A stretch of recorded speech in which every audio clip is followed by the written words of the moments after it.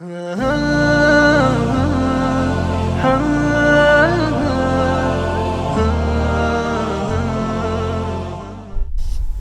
tuj'ala ba'dal mauti fi rawdatil qabri, dan kamu berada dalam kenikmatan atau dalam taman keindahan ketika berada di kubur. Subhanallah. Sehingga tidak terhad kehidupan bahagia di dunia sahaja sepanjang hidupnya, tetapi hidup bahagia juga di alam barzakhnya. Ini tidak mungkin didapat kecuali orang-orang yang beriman kepada Allah Subhanahu wa ta'ala, yang diberikan kebahagiaan bukan hanya di dunia, tapi juga di alam barzakh. Hidup di dunia dalam senang, nikmat, dia senang, dia bahagia. Dalam keadaan musibah, dia pun juga bahagia. Karena arti kebahagiaan dalam hidup terletak kepada mentaati perintah dan juga meninggalkan larangan, syukur kepada nikmat, sabar kepada musibah. Itulah hakikat kehidupan bahagia di atas muka bumi.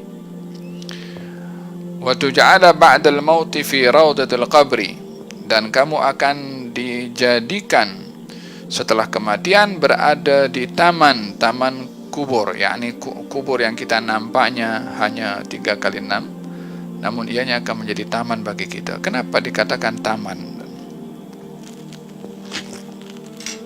Dalam hadis Nabi Muhammad sallallahu alaihi wasallam beliau bersabda, al-qabru imma rawdatun min riyadil jannah wa imma hufratun min hufarin niran, atau min hufarin nar. Kubur itu adalah imma bahagian daripada taman-taman surga atau galian daripada api neraka. Ya, yang akan menjadikan kubur itu galian daripada api neraka adalah amal seseorang, dan yang menjadikan kubur itu sebagai taman daripada taman-taman surga juga amalan seseorang. Digambarkan taman karena seseorang itu akan mendapatkan ketenangan dan keselesaan kalau berada di taman. Kalau di taman atau di kebun nampak hijau, kemudian redup, kemudian cuaca atau oksigen pun bersih. Setiap orang kalau berada di kebun atau di taman akan merasa seronok. Oleh sebab itu, setiap tempat-tempat yang ada taman, banyak orang kumpul di situ, orang datang. Apa sebabnya? Mendapatkan ketenangan ketika melihat keindahan ciptaan Allah Subhanahu wa ta'ala. Maka dijadikan kubur itu bahagian daripada digambarkan sebagai taman, karena seorang akan mendapatkan ketenangan di dalam kuburnya. Tapi yang menjadikan kubur itu taman adalah amal seseorang, sebaliknya pun juga demikian. Dalam hadis Nabi Muhammad sallallahu alaihi wa ala alihi wasallam, beliau bersabda, al-qabru awwalu manzilin min manazil al-akhirah. Kubur itu tempat persinggahan pertama menuju kepada akhirat. Barang siapa yang selamat di kubur, maka akan yang setelahnya akan mudah dan lebih baik, dan yang tak selamat maka yang setelahnya adalah lebih berbahaya dan lebih susah. Nah, kedudukan orang di dalam kubur berbeza satu dengan yang lain. Semakin baik amal seseorang, semakin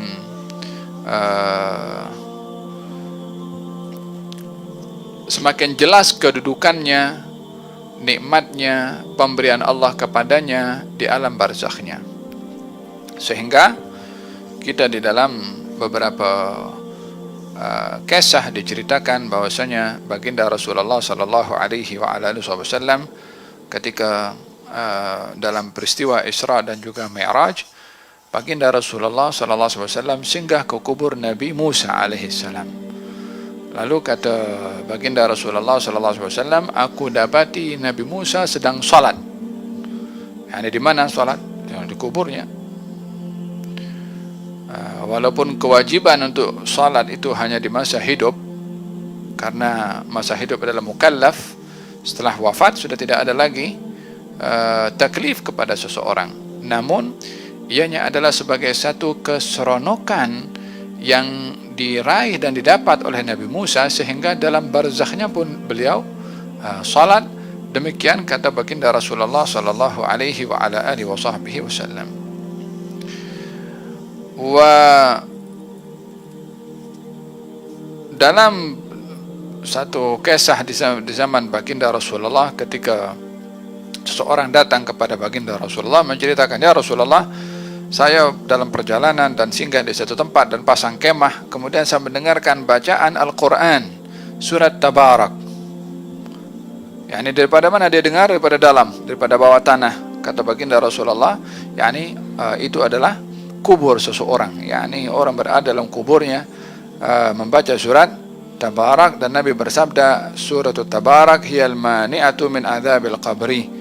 Surat Tabarak adalah surat yang menjadi penghalang kepada seseorang daripada azab kubur.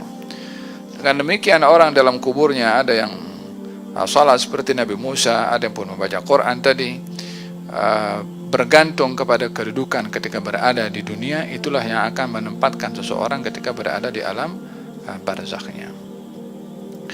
Dengan demikian alam barzakh ini adalah alam yang lebih baik bagi seseorang ketika berada di dunia, karena itu adalah alam untuk menerima balasan. Hanya kerisauannya dalam keadaan apakah seseorang itu meninggal dunia, adakah husnul khatimah untuk mendapatkan kenikmatan yang lebih baik daripada dunia, atau sebaliknya yang mana keadaannya adalah lebih buruk daripada orang yang paling susah daripada mereka yang hidup di atas muka bumi ini.